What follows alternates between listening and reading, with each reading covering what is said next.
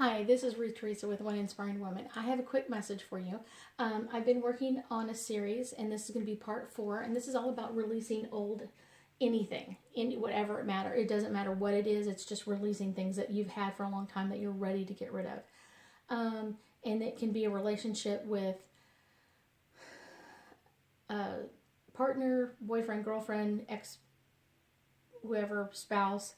You can also do it with parents, family members, relatives, grandparents, any of those things. Anything that you're ready to just like, okay, this didn't serve me, and so I'm going to let this go. And it's also a way to heal yourself. It's not about releasing the other person. It's about releasing you. It's releasing you. So I often tell people to start out with a letter to that person. This is a letter you're not going to write or send to them. So it's one of those, you start out writing the letter, and each letter is about one idea, one event, or one situation.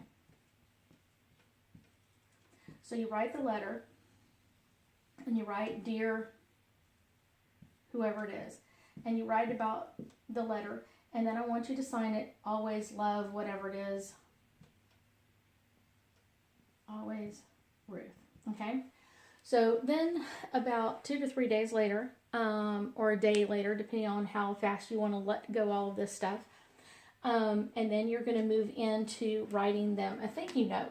And this could be, thank you, you left me, whatever it is, you're going to write a thank you note.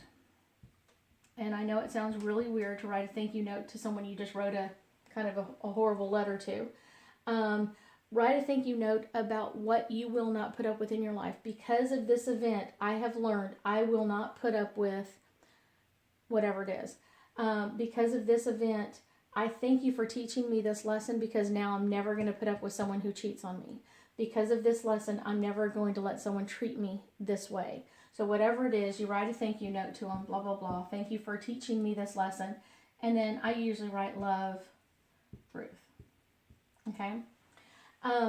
The thing that you can do after you do so many of these letters, I call them FU letters, after you do so many of these for each person in your life, and even if you had an amazing childhood, you're still going to have things that have upset you or made you mad or angry, or relationships that didn't go well. And after you write so many thank you notes, you'll kind of feel like, wow, I feel like I don't need to write a letter about this anymore. Several clients will tell me, well, my mom dishonored me 1,000 times. Or my boyfriend didn't listen to me so many times. So after you write so many of them, you kind of feel like I've let this go. And then you've written your thank you notes to match those letters. And then what you can do is get really clear about, what do I want? What do I require in my life now? Now that I've learned these lessons, what are the things that I want in my life, or what I require from this person in my life? And it makes it a little bit easier, especially when you're doing relationships, to kind of like, this is what I've had in the past. What would I want right now in my current relationships or in my future relationships? And write those down and get really, really clear with yourself.